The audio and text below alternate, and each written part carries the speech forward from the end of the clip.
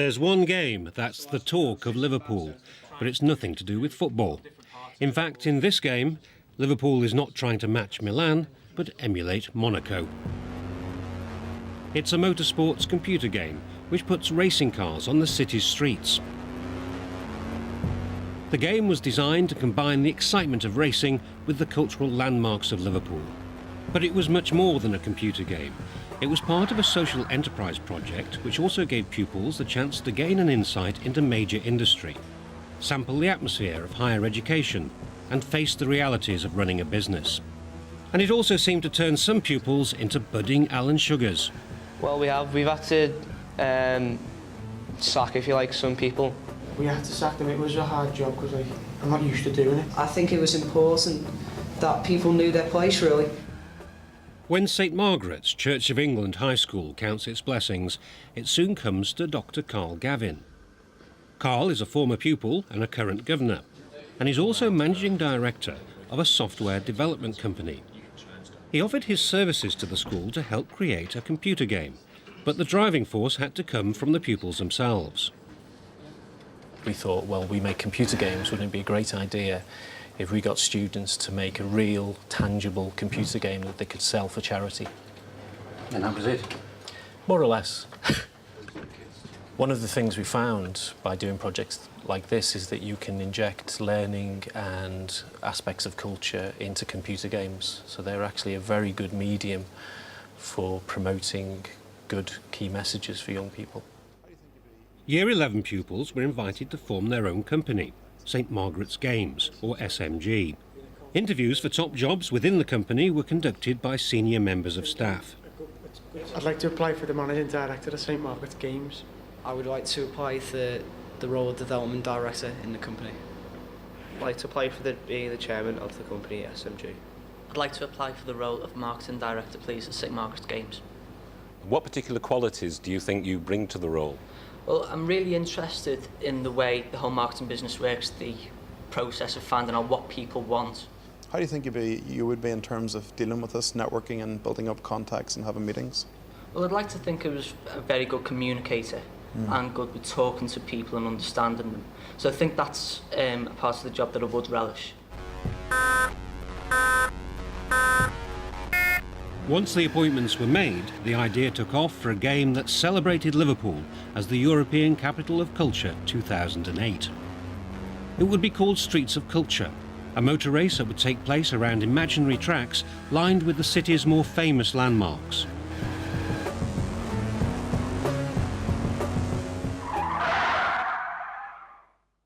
The first board meeting decided which good cause to support from the profits of the project. Children needs coming up, isn't it? Yeah. And it's for children as well. And we're all teenagers. So the conclusion is that we're going to use children need for 65% of the profit that we make from the game. Early discussions were also held on how to market the game. I think, to be honest, the biggest market for us is going to be the internet. It's where we can reach out to a really wide audience. Staff kept a watching brief over proceedings, but never had to intervene. The students here in St Margaret's actually surpassed our expectations, so it was a case of limited guidance through us, and they in fact actually did most of the networking themselves, were able to make the contacts, send the emails, and we're very mature and we're great ambassadors to themselves, their families and the school. And giving them the freedom to show their own initiative has been a revelation, and really the students have come up trumps. As Jeff said, we've really had to give very limited guidance, but they seem to have gained in confidence tremendously from this whole project. No discussion was needed to decide the make of the car. The school is less than a mile away from the Jaguar plant at Halewood. Here they were given access to designs and images they could use to race round the streets of Liverpool. Would it be difficult to transfer the models that you've got on this CAD program onto a computer game? The computer game that you're using and designing takes a certain format in the computer model. Generally, that's called an IGES file, and we can easily transfer any kind of CAD data to IGES format. From computer program to production line, pupils were able to learn what it takes to build a real car. The link between factory and school was encouraged by Jaguar's head of education, who used to be a teacher at St Margaret's School. It's about getting young people fired up about engineering, about manufacturing, about the jobs that there are associated with those companies. Not just Jaguar? Not just Jaguar, any company.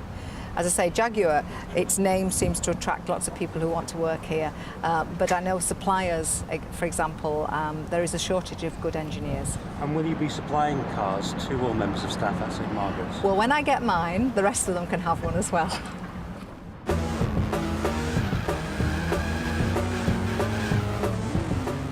Photographers were dispatched to take pictures of landmarks that would appear in the game. Pupils in the project team were then taken off timetables so they could spend a whole day in the education department at Liverpool Hope University. In a higher education atmosphere and with access to a wider range of resources, they could concentrate on finalising the style and content of the game. Where did the ideas come from for the shape of the tracks? Apart from this 08 one, they're all just our own ideas of what a rally track would look like. 08? Yeah, the 08, Liverpool Capital of Culture in year 2008, so we thought, why not make this a game for the streets of culture? So we thought in the streets and make it a 08 track. So where's the inspiration coming from? Well, the inspiration is based on what we've got in Liverpool. You know, you don't get much more of a talented city than Liverpool, with fantastic landmarks and great places to go and great places to be. You're trying to get people to come to a city which is thrilling and which is full of life. And we're trying to make sure that in the designs that we're putting forward here, it's trying to communicate this city full of life, full of different diverse culture, and a place that you really want to go to. It sounds like you're from the tourist board, not St Margaret's School. We're passionate about Liverpool, and we're passionate about our young people, and we're passionate about what they can achieve. Hi, my name's David from St Margaret's Games. The marketing team used the day to make contact with local media. Yeah. I'm writing to inquire about your advertising rates, please. Phone calls like this led to reports in a local newspaper and on local radio, helping to raise the profile of the game without paying for advertising. Yeah. All right, thanks a lot. Bye. The final generation of the 3D graphics for the game was passed on to professional developers from Carl's company. The students today have come up with the game design, which is the specification of requirements for us, the software developer, to go away and essentially recreate that using our 3D game engine. So essentially you now take all the components and put it together and make the game? Yes. All the designs, the track designs, the art assets, the photographs that they're working on, we'll take that and build their vision of a game for them. They can't do that themselves? Is that a step too far or what? Unfortunately, it is a step too far, but we're going to use as much of the raw material that they've produced themselves to develop the game. Is your company taking anything of a risk in getting involved in this? Absolutely.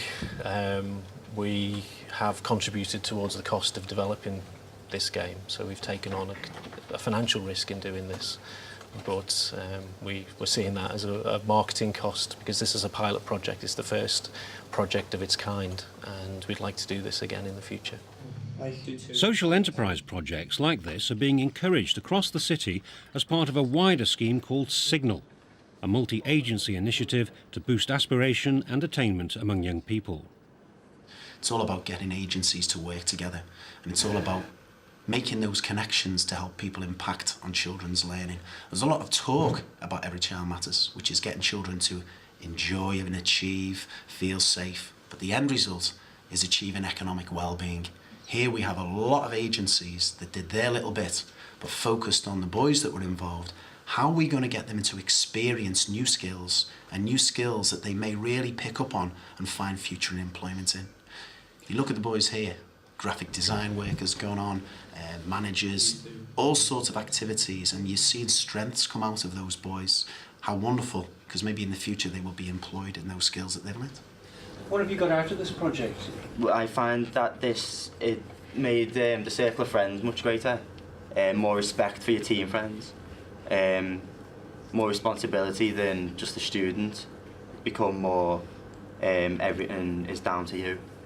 I just think there was just so many skills that we picked up throughout the project. Things to do with enterprise, business, and just being in such a position of power. It gives you great, gives you just brilliant leadership skills that you can take on. To be a director of the company is quite a big role, and it means there's quite a level of responsibility. The project team leadership not only learned entrepreneurial skills, they also developed something of a ruthless streak. Team members who did not put the effort in were simply told, "You're fired." We did give a warning to them saying, if you don't come again, then we're going to have to dismember you from the it's a team thing, really. Okay. Where did you learn this ruthlessness? I can't really say. Probably watching The Apprentice, maybe, and watching Sir Alan. His ruthlessness to sack people without any doubt. You don't model yourself on him, do you? No, not at all. I think of myself as quite a caring chairman, or I like to look out for the people who I work for. And like I said, if I'm ruthless in what I do by making decisions, but when it comes down to it, you've got to. Those decisions have to be made. You know, when they did actually, bring in disciplinary action, in the proper workplace, it would have been justified, and they acted properly. But they acted as good managers as well, in that they encouraged good work and sort of good discipline within the organisation. It wasn't just a case of the stick. They did balance it with the carrot. And again, that was with limited guidance as well, and it was very impressive. I think the idea and the whole process that they went through was to be a real-world process. St Margaret's has a very good business education links in different competitions and in the curriculum, and the real world out there is a harsh place. The game has so far sold more than 600 copies, either through school or the internet, and raised nearly £1,000 for children in need. But this will soon be overtaken by a new game, which is being planned as part of a much more ambitious social enterprise project involving other schools in Liverpool. We're going to take this and take good practice from it, and what we have in the pipeline now is actually we're around networking to get new partners. We're going to take what we've learnt here, using our own students from this first project as peer mentors, recruit new ones from the school, but also share it to Liverpool. And we're hoping now we've got on board Liverpool City Council and the Local Education Authority, and actually bringing on board now 10 new schools. And we're looking at a new game, a new Streets of Culture game with a much bigger budget, bigger quality, sharing enterprise education, sharing social enterprise education, which is what it's about, not raising money for money's sake. All the schools involved will set up their own project teams, which will then come together for 3 days of designing and marketing at Hope University. And I think the beauty about this project has been the uniqueness of it. To have a multinational company like Jaguar, together with a cutting-edge software company like Lateral Visions.